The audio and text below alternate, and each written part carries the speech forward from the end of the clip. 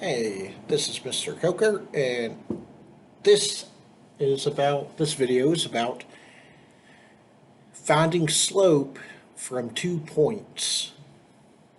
So, in class, we talked about finding slope when you have a graph. Finding slope from a graph. So, you have a graph, you have a line, and you do the rise over run count, how far you go up, how far you go over.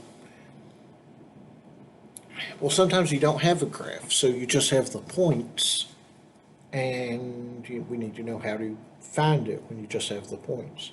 So this is how I'm going to advocate for finding it. There are a couple of ways, but this is what I think is the best method. And what I'm going to do is take the 2 points. So we have 20 comma 2, and we have negative 18 comma negative 13. I'm going to start by writing my 2 points stacked on top of each other. Okay? I'm going to put a line and I'm going to subtract. So what we're doing now is we are subtracting the x's and subtracting the y's. I suggest always put your minus sign. Don't just stack them on top. Write the minus sign. And here's what we're going to do. We're going to do 20 minus negative 18. 20 minus negative 18. It's important that you know that you know it's a negative 18 and not a positive. Because 20 minus 18 is 2, but 20 minus negative 18 is 38. Okay? Next, we do the same thing with the y values. Now remember, it always goes x, y. X, y. So for the y value, we do 2 minus negative 13. Again, if you do 2 minus 13, you get negative 11. But if you do 2 minus negative 13, you get positive 15. Use a calculator if you need to. Always. I suggest always that you use a calculator when you're dealing with negative numbers. Now, that doesn't look like a slope. It's a 38 comma 15. Remember, a slope tends to be written as a fraction unless it can be simplified to an integer. So we won't write this as a fraction. There's a fraction bar. Now, what number do you think goes on top? Is it 38 or is it 15? A lot of times people might put the 15 and the 38 on top because it comes first. But remember, rise over run. Rise is up and down. Run is left and right. Rise goes on top. Well, if we were graphing which axis moves up and down, is it X or is it Y? It is Y. The Y axis is the up and down axis. So the Y value, which is 15, goes on top.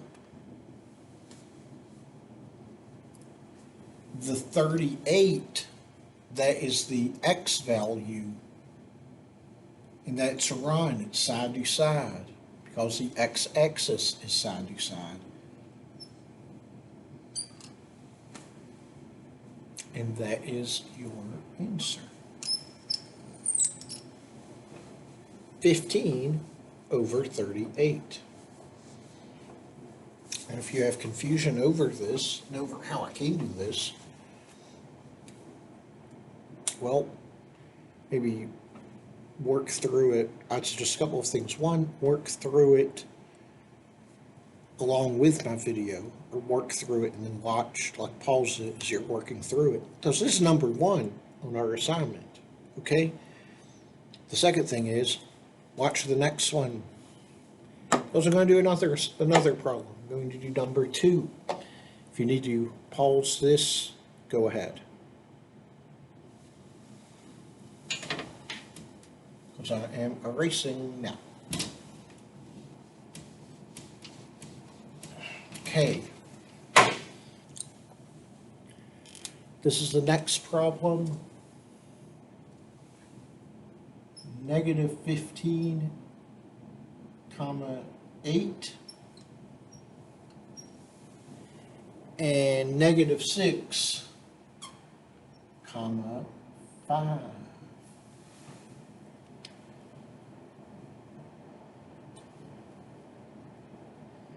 Okay, I'm going to stack these up.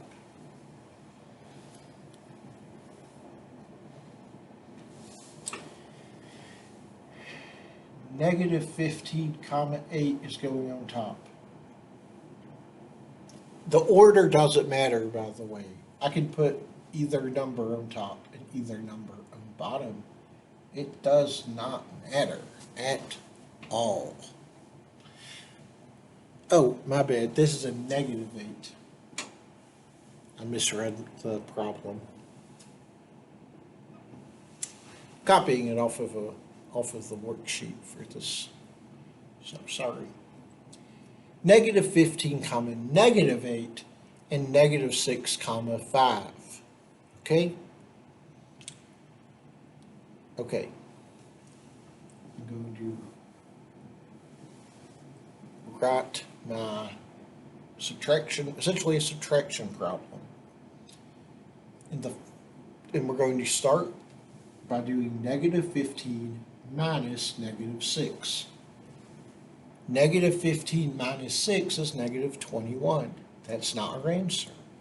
Negative 15 minus negative 6 is a negative 9. Okay? Super important that we check the negative.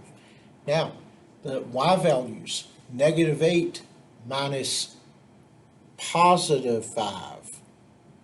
So negative 8 minus 5 is negative 13.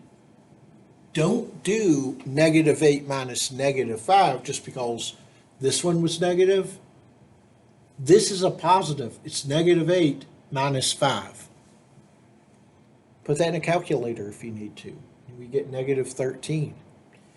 Now, when I write this, remember that rise over run is the same as y over x. It's the change in y over the change in x.